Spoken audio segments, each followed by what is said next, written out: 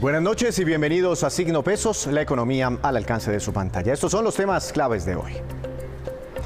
Andanada de críticas al Banco de la República. Una vez más, el presidente Gustavo Petro lanzó duras críticas al emisor por las alzas en las tasas de interés. Lo hizo esta vez en el Congreso de Acopi en Barranquilla, desde donde también criticó al sistema financiero. En segundos, todos los detalles.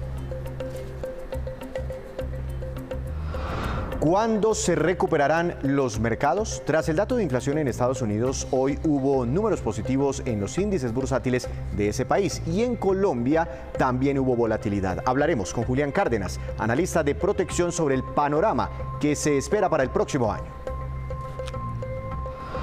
Las claves para manejar deudas en dólares. Con un dólar que bordea los 4.600 pesos hay que tener más cuidado de lo normal a la hora de hacer compras y de pagar estas obligaciones en divisa extranjera. Gregorio Gandini, experto en análisis financiero, nos entregará consejos muy valiosos.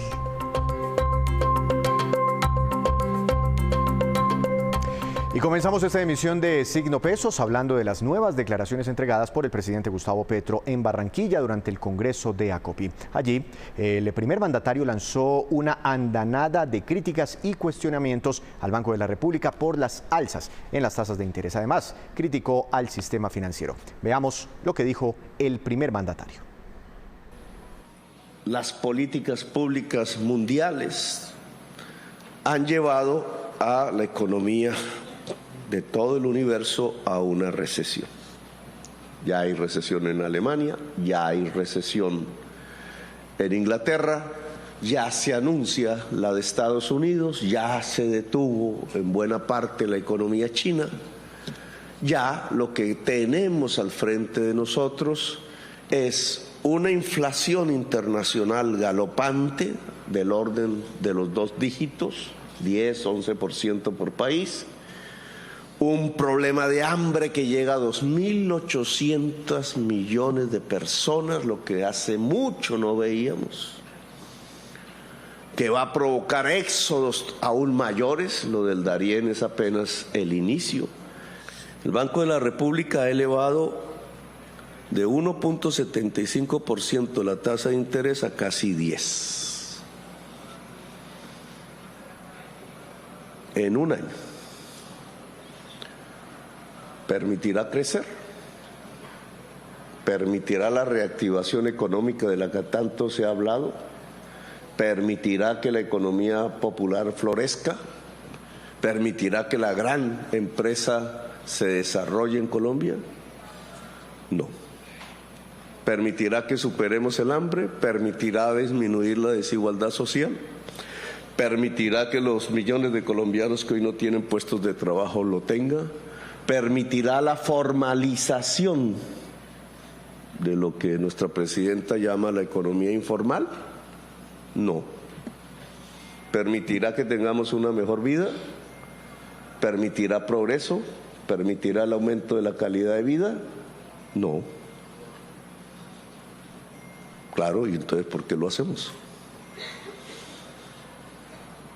Porque la macroeconomía mundial nos obliga, y entonces lo único que se puede indexar a partir del crecimiento inflacionario es la tasa de interés. Esa sí se indexa, pero pregunten ustedes si se puede indexar el salario mínimo y te dirán tajantemente que no. ¿Por qué sí se puede indexar la tasa de interés y no se puede indexar el salario mínimo? Porque es bueno elevar la tasa de interés y es malo elevar el salario. ¿Hay alguna lógica económica, científica, o estamos simplemente adscritos a una serie de intereses de poder que no van con el trabajador, sino con el propietario del sistema financiero mundial? Lo cierto es que ha crecido la tasa de interés, que mundialmente entonces tenemos una recesión a la vista y que la tasa de interés incrementada en Colombia servirá de correa de transmisión de la recesión mundial al interior de la economía colombiana. Y a propósito de inflación y tasas de interés, hoy se conoció que en Estados Unidos la inflación anualizada llegó al 8,2%, lo que hace prever más alzas en las tasas de interés por cuenta de la Reserva Federal. Aún así, los mercados bursátiles registraron, después de una fuerte volatilidad al cierre de la jornada, una recuperación. Doctor Julián Cárdenas, analista económico de Protección. Buenas noches, bienvenido a Signo Pesos. ¿Cómo está? Hola Víctor, encantado de estar acá con ustedes. Doctor Cárdenas, anualizada la inflación 8,2% y la del último mes, la mensual, creo que 0,4%. ¿Esto lo sorprende? ¿Estaba en línea con las expectativas? ¿Cómo vio este dato en Estados Unidos? Pues Víctor, esta es una inflación históricamente alta. Ha estado motivada principalmente por los alimentos y la energía. Es un fenómeno global.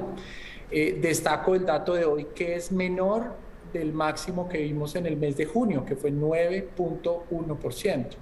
Pero cuando uno le quita algunos componentes como la energía y los alimentos, esta inflación tocó un 6,6%, que es el nivel más alto de los últimos 40 años. Entonces, por ahora es una inflación muy elevada. Es una inflación que no la podemos permitir y por eso los bancos centrales en el mundo están subiendo las tasas de interés. Lo más probable es que la Reserva Federal haga lo suyo en el mes de noviembre con un incremento que puede ser entre 75 y 100 básicos para la tasa de interés y posiblemente un incremento adicional en el mes de diciembre. ¿Por qué esa es la receta contra la inflación? Subir las tasas de interés. Además, teniendo en cuenta que el presidente Petro, ya escuchábamos algo, una parte de su discurso hoy en Barranquilla, y lo ha dicho muchas veces. A mí me parece entenderle al doctor Petro y su crítica hacia los incrementos en tasas de interés en la coyuntura, ¿no? En que cómo subiendo tasas de interés voy a solucionar la guerra en Ucrania, o voy a hacer que baje el precio del petróleo, o voy a hacer que, no sé, el señor Putin tenga mejor corazón y le baje un poquitico a su invasión. En fin, ¿cómo subiendo las tasas de interés puedo controlar la inflación en este momento? Pues Víctor, a nadie le gusta que le suban las tasas de interés. La subida de tasas de interés es odiosa, pero es como cuando los profesores o los papás le dan a uno un consejo, una sugerencia.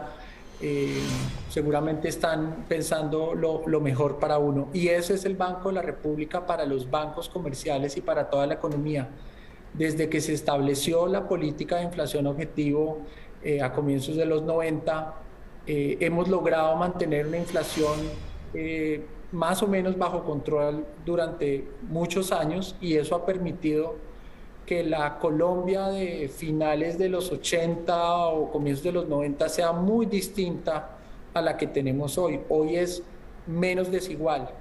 Por supuesto, sabemos que hay mucho por mejorar, pero mantener la inflación baja y estable es algo que le ayuda tanto a los estratos altos como los medios y sobre todo a los más bajos. Por eso es que hay que subir las tasas de interés. Por supuesto, eso enfría la economía y podría llevar en algunos casos a una situación mucho más compleja, pero el Banco de la República no piensa de aquí a diciembre ni de aquí a junio del próximo año, piensa en el largo plazo, y en el largo plazo esa es la mejor receta que se puede aplicar en este momento. Ahora, doctor Cárdenas, ¿cómo entender lo que sucedió hoy en los mercados de capitales con este dato de inflación en Estados Unidos? A mí me gusta mucho estar pendiente de los mercados, pero hoy quedé totalmente despistados. Yo amanecí antes del dato de inflación, el dólar estaba cayendo en el mundo y las acciones en Europa estaban subiendo. Sale la inflación y todo se da la vuelta, ¿no? El dólar se trepa porque eso preocupó a muchos en el mercado y las acciones empiezan a bajar. Y al mediodía otra vez cambian de rumbo los mercados. El dólar empieza a descender y las acciones en Estados Unidos, por ejemplo, inclusive terminaron trepadísimas, subiendo bastante. ¿Qué pasó? Tuvimos un movimiento vertiginoso y muy emocionante en los mercados. Efectivamente, el dato de inflación no cayó bien y por eso el mercado al inicio de la sesión cayó. Incluso en algún momento estaba el Dow Jones cayendo más de 500 puntos. Y luego empezamos a ver que para algunos analistas el dato no es tan malo, puede que esté mostrando que ya esté llegando a un pico. Hay mucha evidencia de que los precios pueden empezar a ceder. Entonces eso cambió un poco el ritmo del mercado. Y lo otro muy importante a tener en cuenta es que no todos los sectores en la economía están mal. En la jornada de hoy vimos el sector de energía muy fuerte, trepando más de 4%, el sector financiero luego de buenos resultados de el banco JP Morgan, el precio del petróleo tocando casi $95 el barril, la referencia Brent, y teniendo un incremento de más de 2%. Entonces, esa situación hizo que el mercado cambiara de rumbo y finalmente cerráramos en el caso del Dow Jones con más de 800 puntos por encima y una variación de más de 2%. Ese movimiento, Víctor, nunca se había dado en la historia para el índice Dow Jones. Y también se habla de algunos movimientos técnicos en el mercado. Recuerde que uno puede apostarle a que el mercado pueda caer, y si cae yo gano. Muchos de estos inversionistas ganaron al inicio de la jornada, luego cambiaron sus apuestas al alza y tuvieron un día extraordinariamente bueno en el mercado accionario. Es como si antes del dato de inflación estuviera en un segundo piso y lanzara una pelota de esas que rebotan. Sale el dato de inflación, se va al piso y después al mediodía rebota hasta el cuarto piso, ¿no? Desde el segundo hasta el cuarto. Fue impresionante ese movimiento. Ahora, doctor Cárdenas, usted habla de precios, de oportunidades en este momento, y hemos visto muchas desvalorizaciones de empresas muy buenas que no se están quebrando en la práctica y como que el mercado no les reconoce su valor real. ¿Hay opciones de invertir en momentos de pánico, de tanta volatilidad, de tanto nerviosismo y bueno, de tantos nubarrones económicos? Probablemente cuando hay movimientos tan fuertes, lo que estamos viendo es que no hay con certeza un rumbo, hay apuestas de lado y lado. Obviamente cuando cae el mercado de manera tan fuerte, siempre uno piensa en hay una oportunidad. En este momento, la verdad, nosotros estamos actuando de manera muy reservada. Pensamos que el mercado está expuesto a nuevas caídas. El mercado de renta fija luce hoy mucho más atractivo, pero por supuesto cuando uno mira hacia adelante, pues encuentra que no siempre la economía va al mismo ritmo del mercado. Y nosotros pensamos que para el 2023 vamos a tener malos datos económicos, pero buenos datos del mercado. Mirando la historia, los años cuando hemos tenido situaciones muy complicadas en el mercado, siempre hemos tenido eventos buenos para el mercado accionario. Lo vimos en el 1908, lo vimos en 1975, en el 2009 y en 1934. Los 10 mejores años del mercado siempre han sido después de un año muy malo. Entonces yo creo que uno tiene que actuar con mucho cuidado, pero no perder de vista las oportunidades, porque pensamos que el 2023 va a ofrecer unas oportunidades. Es decir, doctor Cárdenas, que el próximo año podemos ver a un mundo en recesión económica, como lo están anticipando, y de manera contraria a un mercado de acciones, no sé, en muchos lugares, rebotando, valorizándose. ¿Se puede dar como esa contradicción? Sí, Víctor, y es que no es lo mismo. El mercado trata de anticiparse. Probablemente, recuerden el 2020, entre febrero y marzo tuvimos una caída muy fuerte porque los analistas estaban anticipando una recesión que efectivamente se dio, pero el 2020 fue un buen año para el mercado porque las acciones rebotaron. Lo vimos en el 2009, año de recesión, recuerde, crisis financiera, y el mercado accionario global tuvo un incremento de más del 30%. Entonces, yo creo que para los inversionistas de largo plazo uno no puede contagiarse con los mensajes, por ejemplo, que recibimos esta semana del Fondo Monetario Internacional o el mismo presidente diciendo la economía va a entrar en recesión. Nosotros pensamos algo distinto, pensamos que Colombia está en una condición muy favorable con precio de petróleo casi cerca a los $100 el barril, precio de café por encima de $2, estamos viendo todavía buena dinámica en el consumo. Probablemente sí nos vamos a desacelerar con esas tasas de interés que el Banco de la República, por cierto, pensamos que va a subir más, posiblemente a niveles del 11,5 para el cierre de este año, pero una vez lleguemos a ese pico de tasas de interés, probablemente van a quedar los gozosos para el próximo año y es algo de estabilidad y eventual recorte de tasas, y eso va a hacer que tanto los títulos de renta fija como las acciones seguramente pueden repuntar. Pues, doctor Cárdenas, siempre muy interesante hablar con usted, aprender de cómo se mueven los mercados en medio de recesiones o de ciclos económicos. Muchas gracias, feliz noche, que esté muy bien. Gracias. Desde Protección. Hacemos una breve pausa, pero cuando regresemos espere que el ministro de Comercio lanzó duros críticas y dardos al sistema financiero durante el Congreso de FENALCO que se desarrolla en Cartagena. Ya les contamos. Continuamos en Signo Pesos. El dólar sigue en niveles históricamente elevados en nuestro país con cotizaciones que bordean los 4.600 pesos. La situación afecta de manera especial a muchos colombianos que han hecho compras en dólares, particularmente a quienes las han diferido a varias cuotas. Para hablar de este tema, quiero saludar al doctor Gregorio Gandini, analista financiero y profesor universitario. Doctor Gandini, buenas noches, gracias por estar aquí con nosotros en Signo Pesos. ¿Cómo le ha ido? Hola Víctor, todo muy bien, muchas gracias por la invitación. Doctor Gandini, ¿por qué el dólar como que se trepó por allá hacia los 4.600 pesos y no se quiere bajar de ahí? ¿Por qué sigue tan caro? Bueno, digamos que tenemos aquí varias fuerzas que están uniéndose, pero más que nada son fuerzas externas. Tenemos el temor de recesión, además el Fondo Monetario Internacional esta semana ya está hablando de que la tercera parte de países del mundo va a tener una recesión en 2023. Eso, por ejemplo, pone muy tenso al mercado.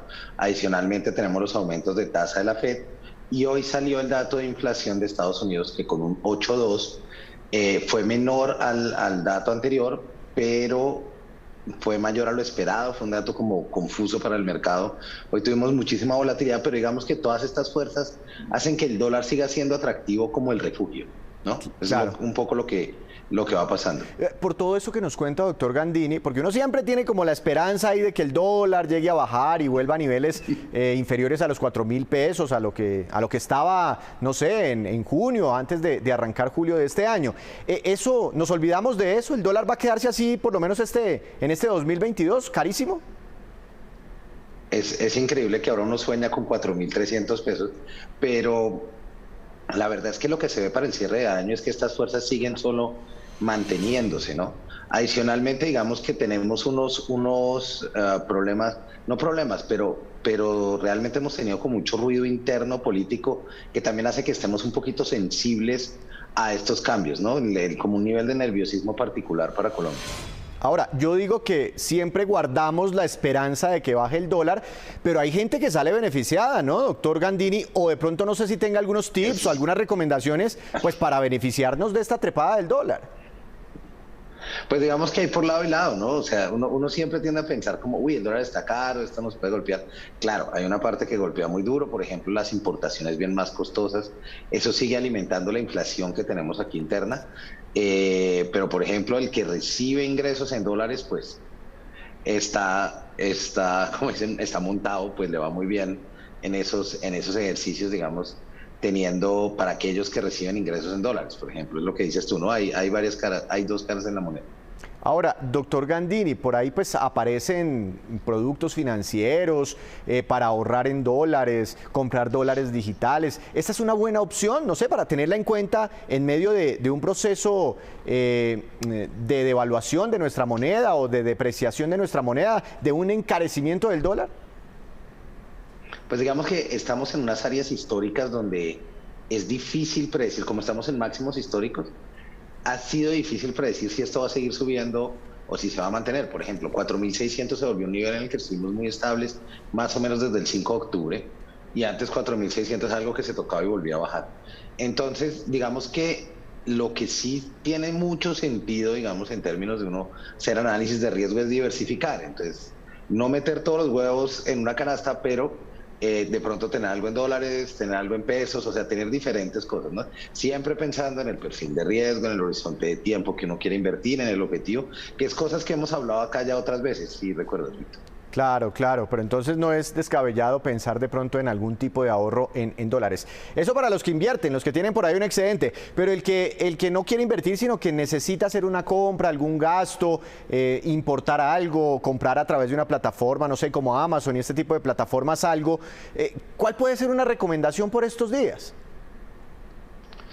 Bueno, tenemos una situación que es compleja en ambos lados porque lo que uno diría es compren en pesos. Normalmente, o lo que tenga en dólares, páselo a pesos, pero el problema es que ahora estamos con unas tasas altas locales. Entonces, digamos que es un ejercicio al final de flujo. Hay que calcular si los flujos de deudas que tenemos en dólares son muy costosos, hay que buscar, no sé, compra de cartera, renegociar la deuda y tenerla en pesos. Porque las tasas también están subiendo ya. Entonces, ejercicios de compra, por ejemplo, lo que tú dices de Amazon, hay que mirar, por ejemplo, el dólar que te cobra Amazon, más lo que te cobra la tarjeta de crédito. Entonces, digamos que esos son vehículos muy costosos al final del día porque nos suman las tasas locales que están altas, más la tasa de cambio que está alta. Entonces, digamos que yo creo que la tarjeta de crédito, particularmente para el uso de compras en dólares, hay que usarla muy calculada. Preferiblemente empezar a pensar en términos de deudas en pesos, si las tasas no están muy altas y el tipo de deuda que se tenga. Ah, claro, porque es que hay algunos pagos que se hacen en el exterior y queda ahí en dólares, queda ese endeudamiento en dólares. ¿No es aconsejable entonces tener, digamos, un poquitico de deuda en dólares en este momento, sino lo que usted recomienda es pásela rápidamente a pesos? Pues sí, porque lo que parece es que la fuerza del dólar alto va a seguir ahí. Entonces fíjate lo que tú estabas diciendo, o sea, 4.600 hemos estado acá un rato ya largo, y llegan las cuentas cortadas a 4.600 cuando hay que pagarlas y pues sigue siendo un golpe. Entonces digamos que ya uno tiene un problema de tasa alta para sumarle un problema de tasa de cambio. Claro, claro. Ahora, hay unas plataformas donde uno registra la tarjeta de crédito e inmediatamente como que le difieren los pagos automáticos en varios meses. ¿Ahí qué se podría hacer? ¿Qué de pronto precaución debería tener una persona? Digamos que una cosa que es interesante que muchos bancos tienen es que uno puede acercarse y creo que algunas veces al año uno puede reorganizar toda su deuda de tarjeta. Porque a veces lo que lo mata a uno ni siquiera es que le manden a uno algo a 12 cuotas, sino que se lo manden a indiferentes, que no haya hecho muchas compras y todas estén como en diferentes cuotas. Entonces, por ejemplo, decir, no, quiero todo a 12 y saber en cuánto me quedó esta cuota y ya. Y ahí ya con eso uno tiene como una idea real de lo que está haciendo, ¿no? Muy, muy interesante. Sustituir productos que de pronto me gustan del exterior por producto nacional, ¿esa es una buena estrategia en estos momentos? De lo que haya posible sería lo más lógico, igual. También estamos con un nivel de precio alto. Pero yo creo que el consumo, básicamente lo que uno tiene que es hacer como un examen de lo que estoy consumiendo en estas situaciones particulares, ¿tiene sentido para mí? Digamos, estoy haciendo consumo de bienes de lujo que podría no consumir, inclusive que sería como la mejor opción de todas, ¿no? Una última pregunta, doctor Gandini. Hay personas pues que viajan por su trabajo, por sus cosas, en fin, mucho al exterior y cada vez que vienen pues quedan como con unos excedentes y van guardando dólares y los van ahorrando. ¿Cuál es el consejo para esas personas? ¿Es que los vendan porque están viendo precios históricos en este momento atractivos o que los dejen ahí un poquitico pensando que de pronto el dólar pueda seguir subiendo? Pues yo vuelvo, digamos, un poquito a lo que está diciendo y es, si uno los necesita realmente para algo, pues es más tomar la decisión en función de eso. Estamos en precios altos históricos. Si uno vende a 4.400, supongamos que se los compran a 4.400, y después ve que la tasa está más alta, pues ya no es para echarse a llorar. Estamos en precios históricamente altos, los que necesiten vender dólares por algo vale la pena. Los que no, yo creo que sigue siendo un refugio de valor que se va a mantener por lo menos en el corto plazo. Doctor Gandini, pues muy interesante esta charla, estos tips para que tengamos muy en cuenta. Feliz noche, gracias por estar aquí con nosotros. Muchas gracias por la invitación, Víctor. Una jornada de mucha volatilidad para el dólar en nuestro país. Hacemos otra breve pausa, pero más adelante les contaremos que Banca Mía entregó un reporte de sus operaciones de financiación en sus primeros 14 años de existencia. Ya les contamos. Congreso de los Comerciantes que se realiza en Cartagena que el gobierno valore mucho mejor el papel de este sector en la economía. En el mismo evento, el ministro de Comercio, Germán Umaña, lanzó dardos contra el sistema bancario de nuestro país. Que si al comercio le va bien, a la economía del país le va bien, pero si al comercio le va mal, ojo, la economía del país se cae. O sea que somos el pivote del manejo de la economía del país. No podemos decir que el comercio no le da valor agregado a la economía del país. Si generar el 25% del empleo colombiano no es darle valor a la economía del país, entonces ¿dónde está el valor de la economía colombiana?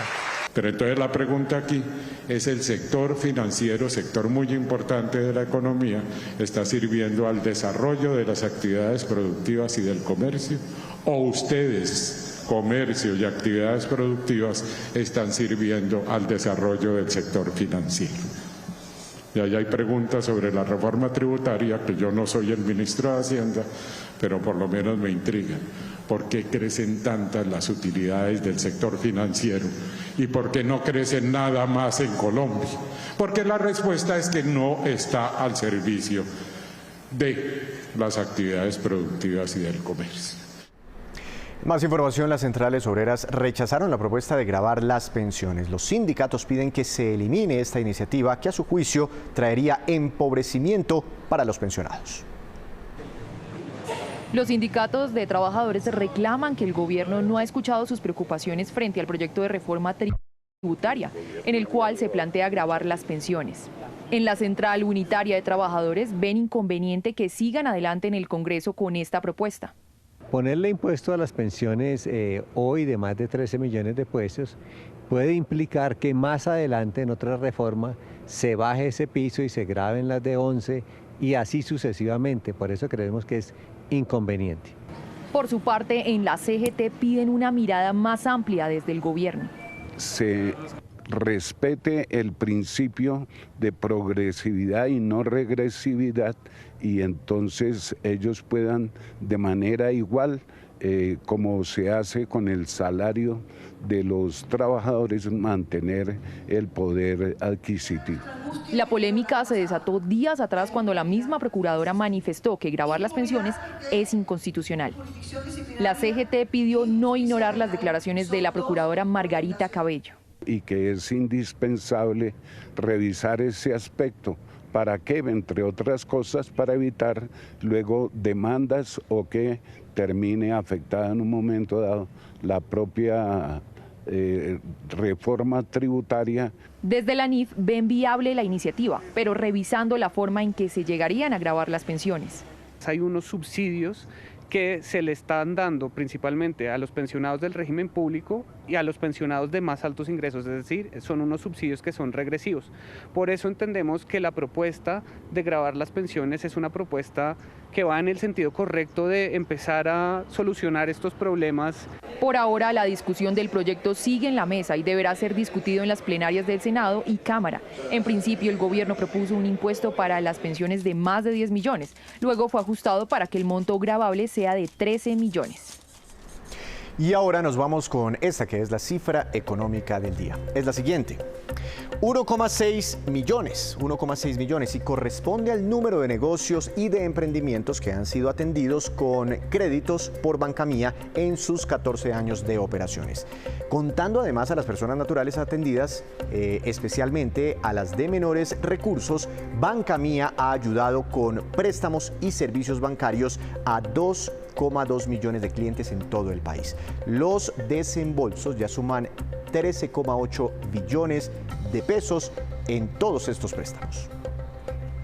Y ahora nos vamos con estos que son los indicadores económicos que usted debe conocer siempre antes de irse a dormir. Tasa representativa del mercado que regirá para mañana: 4.619 pesos con 78 centavos. Subió 8 pesos el dólar con 60 centavos. El petróleo de referencia Brent para nuestro país tuvo un incremento de 2,34%. Se ubicó en $94 con 61 centavos por barril. El precio interno del café colombiano bajó y quedó en promedio a 2.225.000 pesos por carga. El índice MSCI Colcap de la Bolsa de de Valores de Colombia subió 0,09%. La acción más valorizada, Construcciones El Cóndor, con una ganancia del 4%. Y la acción que más cayó fue Preferencial Grupo Argos, que tuvo un retroceso de 5,86%. Antes de despedirnos, los quiero dejar con este dato. El portal El Orden Mundial, así se llama, publicó estos datos que ayudan a entender por qué muchos países de Europa se sienten como en una encrucijada frente a la invasión de Rusia a Ucrania. La situación es que Rusia provee muchos bienes a Europa y a otras regiones. Por ejemplo, el 76% del gas que consume Europa es ruso. El 19% del oro que importa Reino Unido es ruso. El 30% del petróleo que llega a varios países de la Unión Europea también es ruso. El 68% del trigo que se consume en Turquía, por ejemplo, también. Y el 12% del cobre que requiere la industria china, nada más y nada menos, es ruso. Así terminamos por hoy. Los esperamos mañana con una nueva emisión y con toda la información económica que usted necesita saber. Esto es Signo Pesos, la economía al alcance de su pantalla. Que tenga una feliz noche.